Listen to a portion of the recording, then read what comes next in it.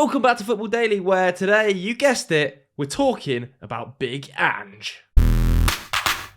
Yes, the Stay or Go series that I've been running on We Need to Talk continues. We've done it with loads of different managers. In fact, I think I did it 3 times with Chelsea last season. What a joke. Today, we're doing it with Tottenham Hotspur, as of course they have this week appointed Ange Postecoglou. Now, if you're new to We Need to Talk and don't know what this series is, as you can see in front of me, 4 simple categories: keep, sell, loan, contract, exit. I'm going to go through the entire Tottenham Hotspur squad and tell you my thoughts on it.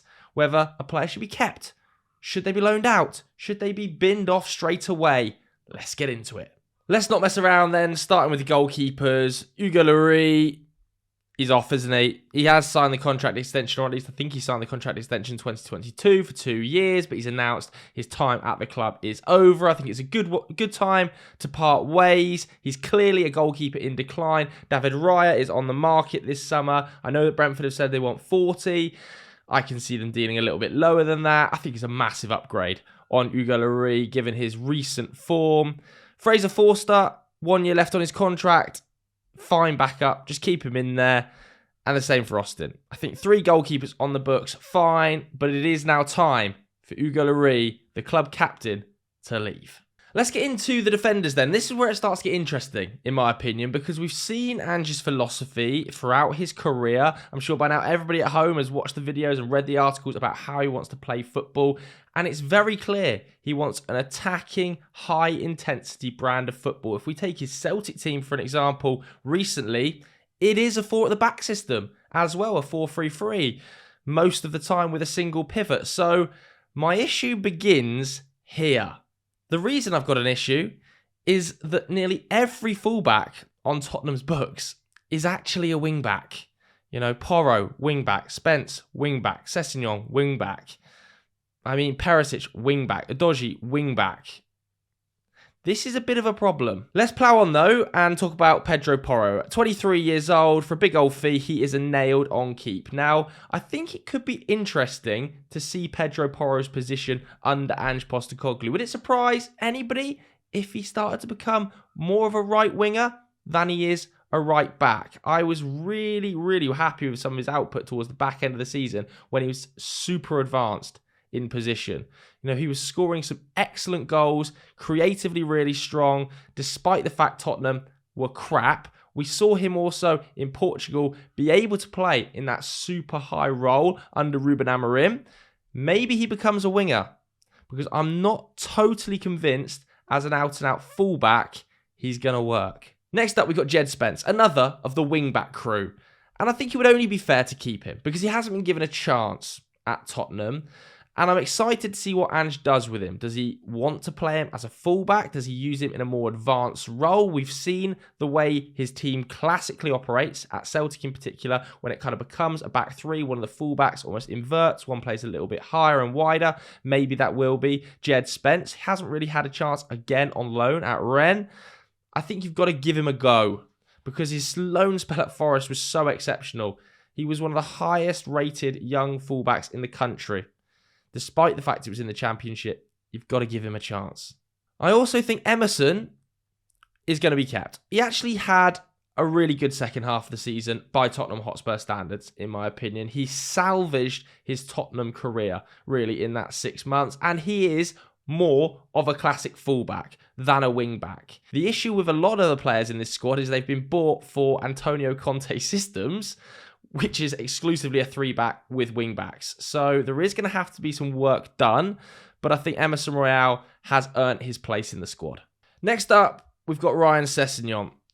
Very much a left wing-back, really. And let's not forget the fee Tottenham paid to Fulham, £25 million.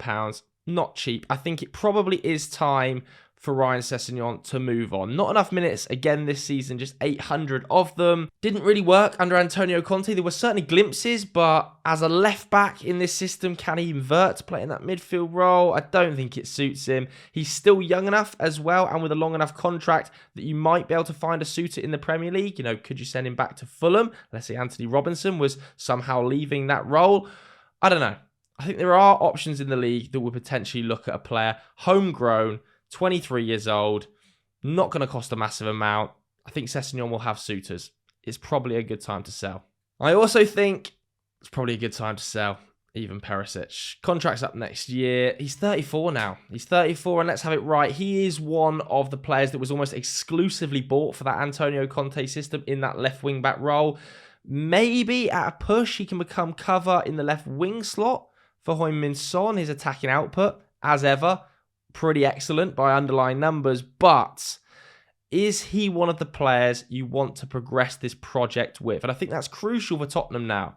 They've got to stop thinking about the here and now like they have over the last few years with Conte and Jose Mourinho and start thinking about the future, about the project. Who's going to be here in 4 to 5 years when we can create a really elite first 11? And I don't think Perisic is one of those guys. I think you might be able to get a small fee from back in Italy. I would sell Perisic. As for Ben Davies, despite the fact he is 30, I think I would also say he's earned his place in the squad. And also, like Emerson, he's one of the few classic fullbacks in the team. He can play as a left back. He can also offer cover in that left centre-back role. I don't think it's going to happen because it's a back four. I'm not sure how well he's suited to that. Kind of works in a back three, in a back four. Not sure he's physical enough to do it. But as a classic left back, maybe he can invert into midfield a bit. If not, just cover. I think he's fine as a squad player.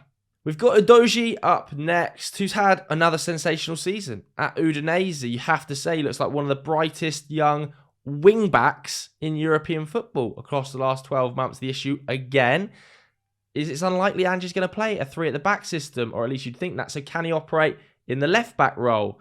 Or does he become maybe left wing cover? I think it's going to be very interesting to see, and he's certainly young enough to be adapted. The one thing you have to say is he is extremely good in attacking areas. He wants to hug the touchline. He's an amazing, amazing ball carrier, but there are issues with him on the ball.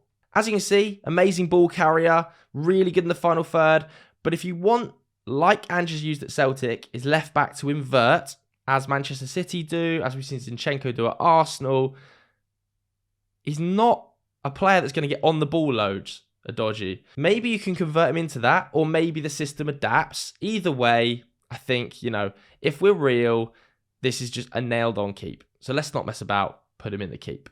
I've also realised I've forgotten to include Sergi Reguilon in here. He would be in my sell. Not had an amazing time at Atletico Madrid, not enough minutes, but I do think you would be able to get a fee for him. So those are my fullback options. Maybe I've got one too many right backs, but I want to gamble with Jed Spence in there. Let's go to the centre backs. Starting with Davinson Sanchez, I think this is a really obvious sell. At this stage of his career, his contract's up in 2024. He really hasn't hit the heights they were expecting when they signed him from Ajax at all. 8 starts last season. I think just 800 minutes. Not really good enough on the ball, in my opinion, for an Ange Postecoglou system. And I think Tottenham fans will kind of agree with me here. He's one of the ones you would definitely let go. Now, I'm in an R-in about Eric Dyer because I think when you lose Hugo Lloris, you lose a lot of leadership. And Eric Dyer, certainly a leader in the squad. But 29 years old now. And again, his contract is up in 2024. So if you're going to sell him, this is the last opportunity you've got to get a fee. And I think I would. I actually think I would. I'm not convinced Eric Dyer works in a back four system. I think you need to be more mobile as a centre-back, especially the way Ange wants to pin teams in with that high line, that high intensity, that high pressure. When he's playing in a high line, he can get exposed. As we saw towards the back end of the season, let's take, for example, the game against Manchester United. The couple of occasions they played the higher line, very easily exposed in the 1v1 by Marcus Rashford. If you could get some sort of fee, I think it would be an excellent sale. Let's not mess about with Christian Romero because he's definitely going to be kept, but there are question marks again about his suitability to the back four system. However, we saw at the World Cup with Argentina, for instance, alongside Otamendi, fine in the back four. He's certainly talented enough to do it. He's one of the better players in the squad. Let's have it absolutely right. Japhet Tanganga. I think I would actually probably loan Japhet Tanganga. I know he's 24, but his contract's up in 2025.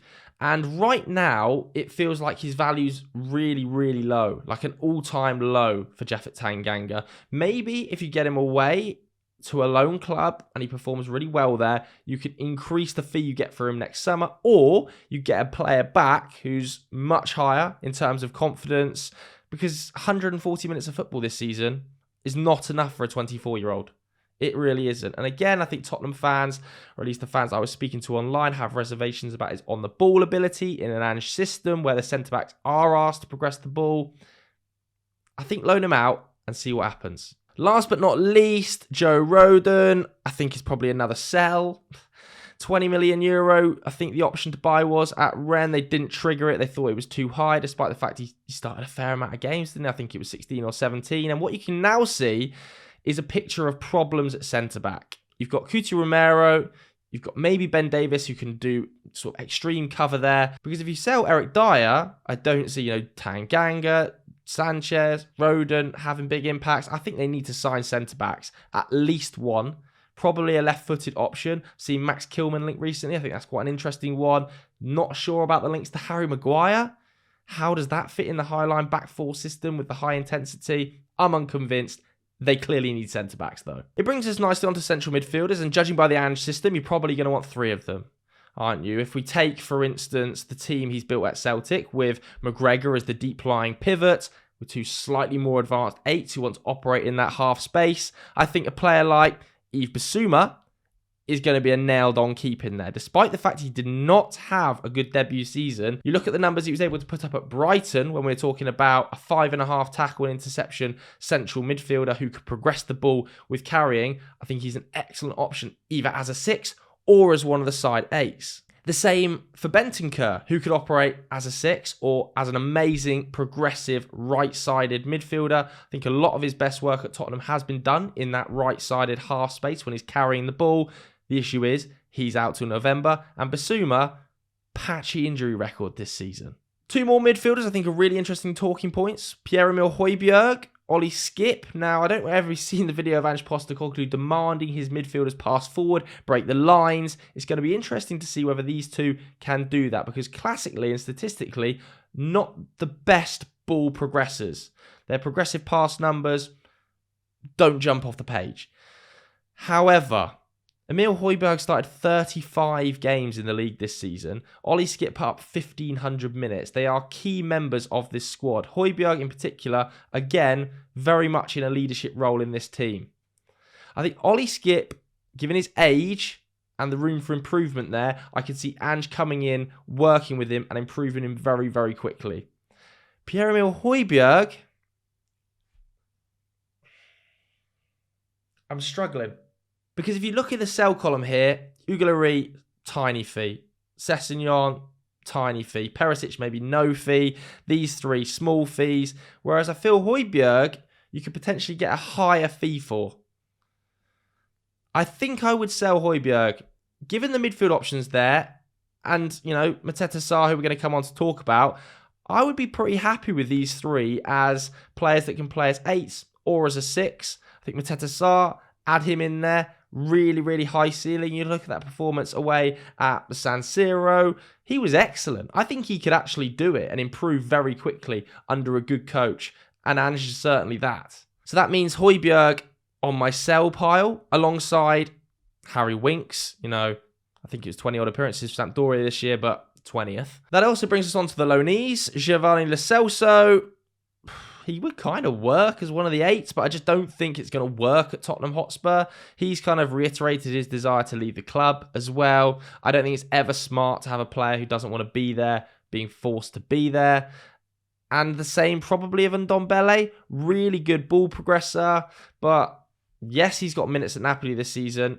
Not an awful lot of them. Mostly substitute impact minutes. I think it's 7 starts this season. I think across the last season as well, it was like 11 starts. So we're talking like 20 odd starts across 2 seasons. I just think he's too much of a passenger off the ball as well, for the way Postecoglou wants his midfielders to set up and press high and press centre-backs. Not sure Ndombele is ever going to do that. And I think you might be able to get some cash for these. In particular, Lo Celso, if you can get Villa's interest perked. If you can get Unai Emery interested again in Lo Celso, you might be able to get a good fee. Again, Alfie Devine, lots of people and Spurs fans talking to me about him stepping up into this Ange Postecoglou setup, being a bit of a breakout star, but, not really progressed at senior level since making his debut in 2021, has he? And it's no fault of his, really. Look at the coaches that have been at the club. Don't really back the youth, do they? Antonio Conte's not really going to give young players a chance. I would probably loan him out, get him some senior first-team experience. So just to wrap up the midfielders there, you look at these 4 guys, I think they need additions again in there. Maybe a 6, certainly a creative attacking midfielder. These guys can progress the ball in cases, in Basuma's case, certainly a tackle interception machine. Ollie Skipp, very tidy on the ball, but a lot of room to grow alongside Sarr. So I think a player like James Maddison slots in lovely there. In one of those 2 free roles of the 8, can also play wide. I think James Maddison's a shoo-in for this squad. That brings us on to the forwards. And should we just get him out of the way? Harry Kane. What are we going to do? Now, obviously, he is one of the greatest Spurs players ever. One of the best strikers we've ever seen in the Premier League. Just put up a ridiculous 30 goals in a very poor Tottenham side and setup. But he is 30. He has 1 year left on his contract. And there are offers on the table from foreign clubs, reportedly Real Madrid, in excess of 100 million. You're not losing him to a rival. I don't think he drives them on, even as good as he is, to winning a league or winning a Champions League. I think it's time to rebuild.